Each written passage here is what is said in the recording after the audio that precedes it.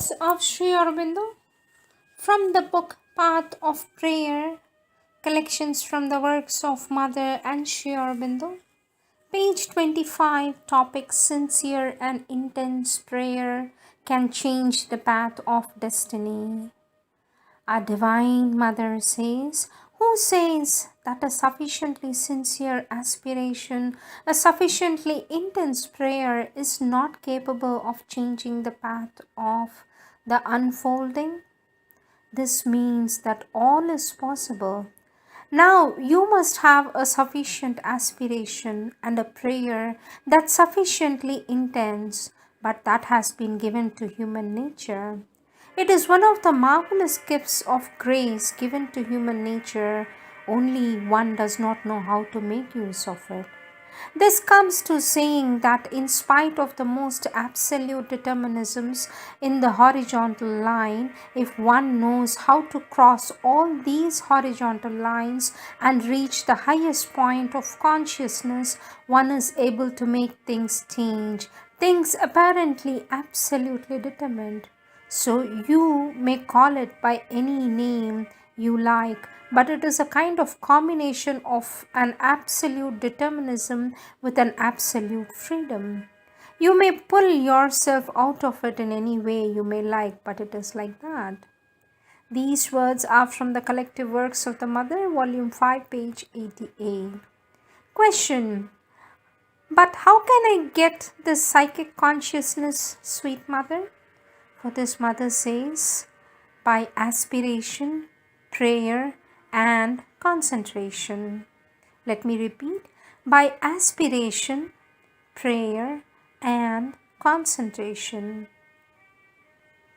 Collective Works of the Mother, Volume 17, page 102. Next topic, I am with you. Our Divine Mother says, I am with you because I am you or you are me. Our Divine Mother says, I am with you because I am you or you are me. I am with you, that signifies a world of things because I am with you on all levels, on all planes, from the supreme consciousness down to my most physical consciousness. Here in Pondicherry, you cannot breathe without breathing my consciousness. It saturates the atmosphere almost materially in the subtle physical and extends to the lake 10 kilometers from here. Further, my consciousness can be felt in the material vital, then on the mental plane and the other higher planes everywhere. When I came here for the first time, I felt the atmosphere of Sri Aurobindo, felt it materially at a distance of 10 miles, 10 nautical miles, not kilometers. It was very sudden, very concrete, an atmosphere pure, luminous light, light that lifts you up. It is now long since Sri Aurobindo has put up everywhere in the ashram this reminder that you all know. Always behave as if the Mother was looking at you. Always behave as if the Divine Mother was looking at you, because she is indeed always present. This is not a mere phrase, not simply words, it is a fact. I am with you in a very concrete manner, and they who have a subtle vision can see me. In a general way, my force is there, constantly at work, constantly shifting the psychological elements of your being to put them in new relations and defining to yourself the different facets of your nature so that you may see what should be changed, developed, rejected. But that part, there is a special personal tie between you and me. There is a special personal tie between you and me, between all who have turned to the teaching of Sri Aurobindo and myself. And it is well understood, distance does not count here. You may be in France, you may be at the other end of the world, or in Pondicherry. This tie is always true and living, and each time there comes a call, Each time there is a need for me to know so that I may send out a force, an inspiration, a protection, or any other thing. A sort of message comes to me all of a sudden, and I do all the needful. These communications reach me evidently at any moment, and you must have seen me more than once stop suddenly in the middle of a sentence or work. It is because something comes to me, a communication, and I concentrate. There is more than a tie, says our Divine Mother.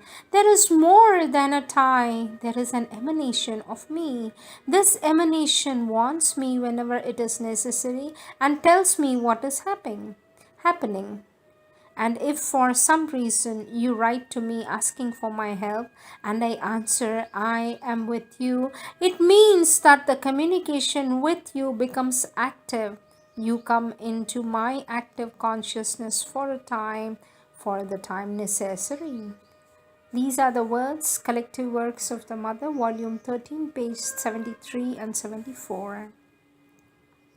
Our Divine Mother says, some dislike prayer. If they enter deep into their heart, they would find it was pride, worse than that vanity. And then there are those who have no aspiration. They try and they cannot aspire it. It is because they don't have the flame of the will.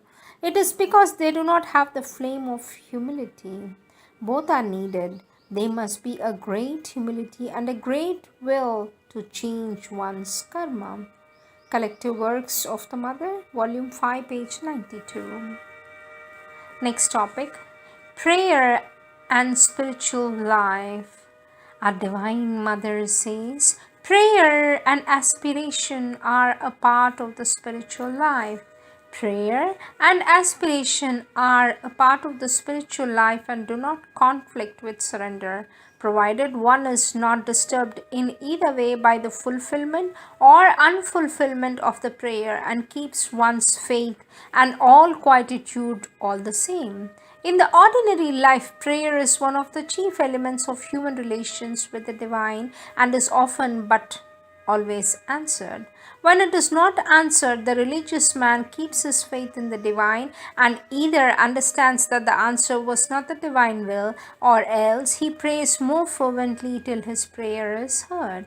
That depends on the man and the circumstances. A sadhak can intercede internally for others in their affairs, provided he remains unattached and equal minded, but he is not bound to intervene. Collective Works of Sri Aurobindo, volume 29, page 365, 366. Next topic, prayers and hymns as a means of God realization.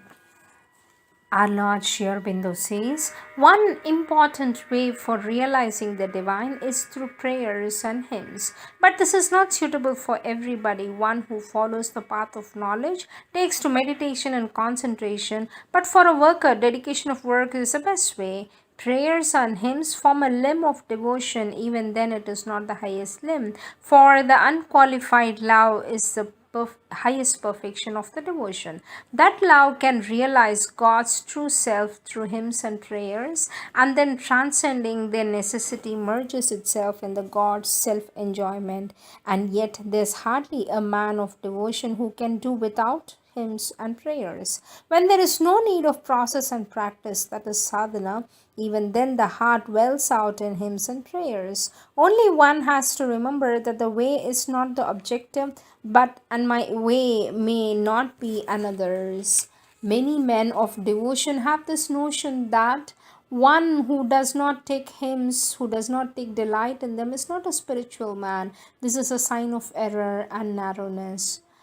Buddha did not indulge in hymns and prayers, but who would declare that Buddha is unspiritual?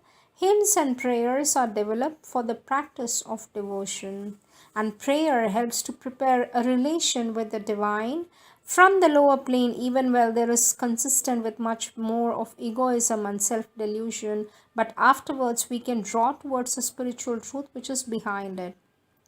It is not then the giving of the thing asked for the matter, but the relation in itself, the contact of man's life with God, the conscious interchange. in spiritual matters and in the seeking of spiritual gains. This conscious relationship is a great power, and this is a greater power than their own entity of self reliance, struggle, effort. It brings a fuller spiritual growth and experience. Necessary is the end prayer either ceases in the greater thing for which it prepared us. In fact, the form we call prayer is not an essential, itself essential so long as there is faith, will, aspiration, and there only remains the joy of relation.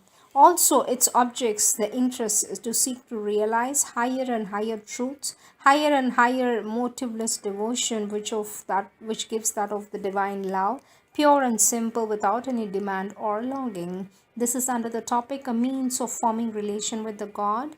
Words of Sri Aurobindo from the collective works of Sri Aurobindo, volume 24, page 567-68. So, prayer is something which is full of confidence without any sorrow or lamenting.